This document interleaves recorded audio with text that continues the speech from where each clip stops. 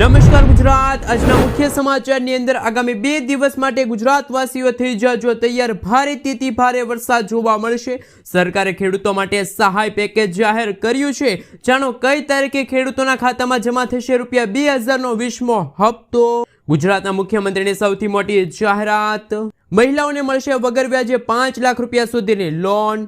વાહન ચાલકોને હવે નહીં મળે પેટ્રોલ ડીઝલ। રાશન કાર્ડ ધારકોને મળશે મફત અનાજની સાથે 1000 રૂપિયાની સહાય। હવે સરળતાથી થશે દરેક લોકોના કામ। રેલવે વિભાગે લીધો છે સૌથી મોટો નિર્ણય। સીસીટીવી કેમેરા લગાડવામાં આવશે। યુવાનોને પગાર ઉપરાંત મળશે 15000 રૂપિયાની સહાય। 1 કરોડ લોકોને મળશે નોકરી। ખેડૂતો માટે આવી ગઈ છે ખુશખબર। ખેડૂતોના દેવા માફી અંગે અંતિમ ફેસલો।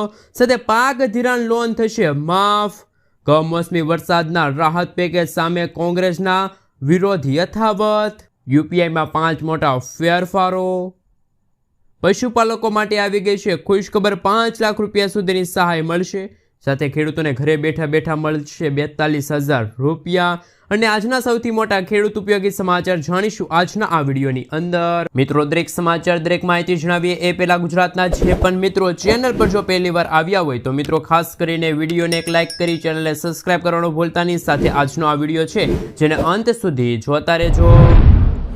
મિત્રો, તેના તાજા અને નવા હવામાન સમાચાર વિશે વાત કરીએ તો હવામાન વિભાગે આવનારા 7 દિવસ રાજ્યમાં વરસાદને લઈને આગાહી કરી છે। જેમાં ઉત્તર ગુજરાતના પૂર્વ ભાગોમાં, દક્ષિણ ગુજરાતના કેટલાક ભાગોમાં, સૌરાષ્ટ્રના કેટલાક ભાગોમાં વરસાદ પડી શકે છે। ઉપરાંત આગામી 2 દિવસ માછીમારોને દરિયો ન ખેડવા માટે સૂચના આપવામાં આવી છે। આજથી રાજ્યમાં વરસાદનું જોર વધશે। આજે બનાસકાંઠા, અરવલ્લી, મહીસાગર આ 3 જિલ્લામાં ભારે વરસાદ વરસવાને લઈને રેડ એલર્ટનું સિગ્નલ જાહેર કરવામાં આવ્યું છે। સાથે સાથે મિત્રો દેશના ઘણા રાજ્યોમાં વરસાદ પણ આજે ધોધમાર પડશે। આ દરમિયાન હવામાન વિભાગે મધ્યપ્રદેશ, રાજસ્થાન, ગુજરાત, મહારાષ્ટ્ર લાગુના વિસ્તારમાં ભારે વરસાદ વરસવાને લઈને ઓરેન્જ એલર્ટનું સિગ્નલ જાહેર કર્યું છે। તો બીજી તરફ 21 રાજ્યોમાં ભારે વરસાદને લઈને આજે યલો એલર્ટ જાહેર કરવામાં આવ્યું છે। ભારે વરસાદના કારણે મધ્યપ્રદેશ, હિમાચલ પ્રદેશ, રાજસ્થાન, ઉત્તર પ્રદેશના ઘણા વિસ્તારોમાં પૂર જેવી સ્થિતિ સર્જાશે। નદી નાળાઓ છલકાશે। મિત્રો, ત્યાં પછીના સમાચાર વિશે વાત કરીએ તો સરકારે ખેડૂતો માટે સહાય પેકેજ જાહેર કર્યું। રાજ્યના 6 જિલ્લાઓમાં કપાસના પાકને ભારે વરસાદના કારણે નુકસાન થયું છે। પાક નુકસાન સામે સરકાર દ્વારા ખેડૂતોને સહાયની ચૂકવણી કરવામાં આવશે। સરકારના નિયમ મુજબ જો પાકને 33%થી વધુ નુકસાન હશે તો સહાય મળશે। 2 હેક્ટરની મર્યાદામાં પ્રતિ હેક્ટર 11000 રૂપિયાની સહાય મળશે। આ માત્ર 14 જુલાઈથી 6 જિલ્લાના ખેડૂતોએ ઓનલાઈન અરજી કરવાની રહેશે। તો મિત્રો, બીજી તરફ કમોસમી વરસાદના રાહત પેકેજ સામે કોંગ્રેસનો વિરોધ યથાવત। ઓક્ટોબર 2024માં કમોસમી વરસાદના કારણે થયેલા નુકસાનને લઈને સરકારે રાહત પેકેજ જાહેર કર્યું છે। પરંતુ અમરેલી, ભાવનગર, રાજકોટ, જામનગર, સુરેન્દ્રનગર જિલ્લામાં પેકેજ જાહેર કરવામાં આવ્યું છે। આ રાહત પેકેજમાં કિસાન કોંગ્રેસ નેતા પાલભાઈ આંબલિયાએ ભેદભાવભરી નીતિઓનો આક્ષેપ કર્યો છે। મગફળીના પાક માટે રાહત પેકેજ જાહેર નથી થયા આવા સવાલો ઉઠાવ્યા છે। આ અંગે મિત્રો અમારી ચેનલ કોઈ પણ પ્રકારની પુષ્ટિ કરતી નથી કે આ જે પાલભાઈ આંબલિયાએ જે ભેદભાવ કર્યા છે એ સાચા છે કે પછી ખોટા। મિત્રો, ત્યાં પછીના સમાચાર વિશે વાત કરીએ તો હવે દર 4 મહિને તમારા ખાતામાં આવશે ₹2000। પીએમ કિસાન યોજનામાં જોડાવું ખૂબ જ સરળ છે। તો મિત્રો, આપણે જણાવી દઈએ તો પીએમ કિસાન સન્માન નિધિ યોજનાનો 2000 રૂપિયાનો 20મો હપ્તો ખેડૂતોના ખાતામાં ક્યારે જમા થશે? દેશના કરોડો ખેડૂતોને નાણાકીય સહાય પૂરી પાડતી પ્રધાનમંત્રી કિસાન સન્માન નિધિ યોજનાનો આગામી એટલે કે 20મો હપ્તો હવે ટૂંક સમયમાં ખેડૂતોના ખાતામાં જમા થઈ શકે છે। કેન્દ્ર સરકાર સાથે જોડાયેલા મીડિયા રિપોર્ટ્સ અનુસાર પ્રધાનમંત્રી નરેન્દ્ર મોદી 18 જુલાઈ 2025ના રોજ બિહારના મોતીહારીની મુલાકાત લઈ શકે છે। અને આ સમય દરમિયાન તેઓ ખેડૂતોના ખાતામાં 2000 રૂપિયાનો એટલે કે આગામી 20મો હપ્તો છે ટ્રાન્સફર કરી શકે છે। તો મિત્રો, ખેડૂતોની જે આતુરતાની રાહ હતી એ હવે પૂરી થશે। 18 જુલાઈના રોજ ખેડૂતોના ખાતામાં 2000 રૂપિયાનો હપ્તો છે જમા થઈ જશે। મિત્રો, ત્યાં પછીના સમાચાર વિશે વાત કરીએ તો દેશનું સૌથી મોંઘું રાજ્ય ગુજરાત બની ચૂક્યું। ચોંકાવનારા આંકડા સામે આવ્યા। ગુજરાતમાં અત્યારે અનેક ઉદ્યોગો વિકસી રહ્યા છે. ભારતના સૌથી વધારે વિકસિત રાજ્યોની યાદીમાં પણ ગુજરાતનું નામ આવે છે. પરંતુ ગુજરાતમાં રહેવા માટે કેટલા રૂપિયાની જરૂર પડે છે કે જેનાથી તમે સામાન્ય જીવન જીવી શકો? તો આ મામલે એક સર્વે કરવામાં આવ્યો. એમાં એવું સાબિત થયું કે જીવન ગુજરાન ખર્ચ મામલે ગુજરાત રાજ્ય ભારતનું સૌથી મોંઘું રાજ્ય છે. અહીં સામાન્ય જીવન જીવવા માટે દર મહિને 46,000 રૂપિયાની જરૂર પડે છે. જો જીવન ગુજરાન માટે સૌથી સસ્તું રાજ્ય હોય તો એ છે હિમાચલ પ્રદેશ. અહીં માત્ર 23,000 રૂપિયાની જરૂર પડે છે. મિત્રો, આગળના સમાચાર વિશે વાત કરીએ તો રાશન કાર્ડ ધારકોને મળશે મફત અનાજની સાથે 1,000 રૂપિયાની આર્થિક સહાય. જો તમારી વાર્ષિક આવક 2 લાખ રૂપિયાથી ઓછી છે અને તમારી પાસે રાશન કાર્ડ છે અને રાશન કાર્ડમાં E-KYC છે તો તમને દર મહિને તમારા બેંક ખાતામાં 1,000 રૂપિયાની નાણાકીય સહાય મળશે.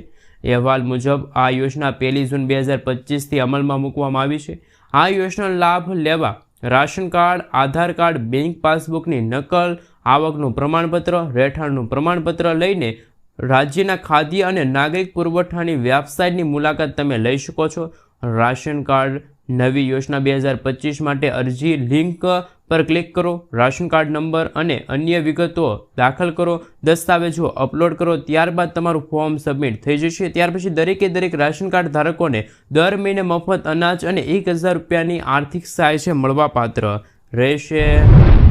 મિત્રો, ત્યાર પછીના સમાચાર વિશે વાત કરીએ તો પશુપાલકોને મળશે પશુ ઘર ખરીદવા માટે સહાય. ગુજરાતના પશુપાલકોના વિકાસ માટે સરકાર નવી પહેલ શરૂ કરી છે. ખાસ કરીને દૂધ ઉત્પાદક સહકારી મંડળીઓ માટે ગુજરાત ડેરી ઇન્ફ્રાસ્ટ્રક્ચર સ્કીમ અંતર્ગત ગોડાઉન બનાવવા માટે રાજ્ય સરકારે સહાયના દરવાજા ખોલ્યા છે. રાજ્ય સરકાર દ્વારા અમલમાં મુકાયેલી આ યોજના અંતર્ગત દૂધ મંડળીઓ પાસે જમીન હોય અને તેઓ પહેલાં કોઈ સહાય પામી ન હોય તો તેઓને એકદમ ખર્ચના 50% અથવા તો મહત્તમ 5 લાખ રૂપિયા સુધીની સહાય છે મળવાપાત્ર રહેશે. મિત્રો, આગળના સમાચાર વિશે વાત કરીએ તો ખૂબ જ અગત્યના સમાચાર સામે આવી રહ્યા છે. ખેડૂતોની પાક ધિરાણ લોન થશે માફ. ગુજરાતના દરેક ખેડૂતો માટે પાક ધિરાણ લોનને લઈને આવ્યા અગત્યના સમાચાર. મિત્રો, ખેડૂતોએ લીધેલી લોનની નવાજૂની કરવા ખેડૂતો પાસેથી કેશ પેમેન્ટ માંગવાના બદલે ડાયરેક્ટ બેંકમાંથી ઓટો રિન્યૂ કરી દેવામાં આવે તેવી માંગ અત્યારે ગુજરાતના દરેક ખેડૂત મિત્રો કરી રહ્યા છે. ખેડૂતોની બેંકના લોનના પૈસા ભરવા માટે ખેડૂતો બહારથી વ્યાજે પૈસા લાવીને બેંકનું વ્યાજ ભરે છે, જેથી ખેડૂતોને ઓટો રિન્યૂ સુવિધા આપીને ખેડૂતોને થોડીક રાહત આપવામાં આવે. જોકે મિત્રો, વારંવાર પાક ધિરાણ અને દેવા માફીને લઈને સમાચાર આપવામાં આવે છે તો પણ ખેડૂતોના દેવા માફ અને પાક ધિરાણમાં રાહત આપવામાં આવતી નથી. મિત્રો, અત્યારે મોંઘા બિયારણો, ભારે વરસાદ, વાવાઝોડા, અતિવૃષ્ટિ, દુષ્કાળ જેવી પરિસ્થિતિ અને બજારમાં ખેડૂતોના પાકને પૂરતા ભાવ ન મળતા ખેડૂતોને ભારે નુકસાન થતું હોય છે. તો મિત્રો, તમારું આના વિશે શું કહેવું છે? ખરેખર ગુજરાતના દરેક ખેડૂત મિત્રોની પાક ધિરાણ લોન માફ થવી જોઈએ કે ના થવી જોઈએ? નીચે કોમેન્ટ બોક્સમાં કોમેન્ટ કરીને જરૂરથી જણાવી આપજો.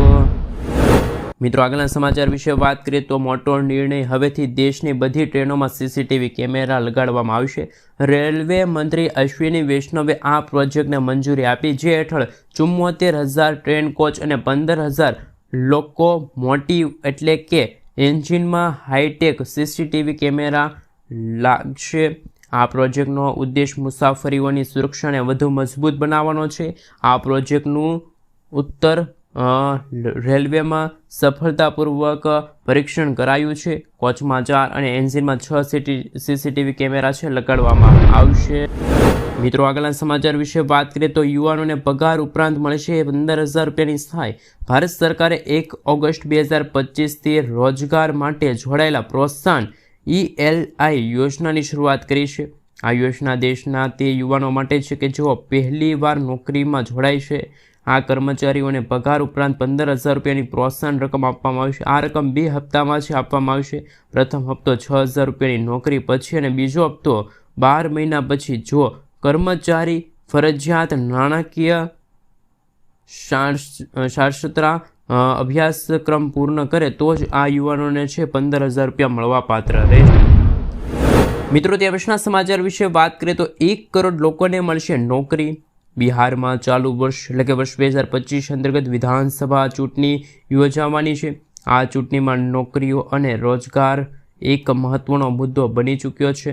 આ દરમિયાન બિહારના મુખ્યમંત્રી નીતિશ કુમારે જણાવ્યું હતું કે બિહારમાં અત્યાર સુધી 10 લાખ યુવાનોને સરકારી નોકરીઓ આપવામાં આવી છે અને લગભગ 39 લાખ લોકોને રોજગાર આપવામાં આવ્યો છે.